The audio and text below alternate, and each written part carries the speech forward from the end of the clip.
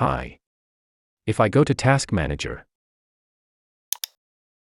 and check memory, you can see the cached memory here is approximately 2 GB, which is causing my PC performance down. So, I need to fix it and release the memory here. Simply download a software from Microsoft. It's RAMup.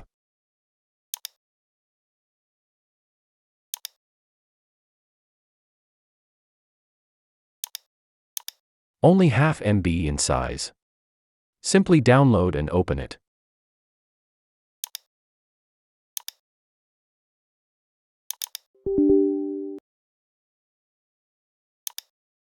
Now under Empty option,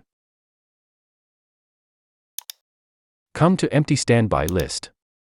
Just within a click, you can see the RAM has been cleared at its best from the cached RAM section.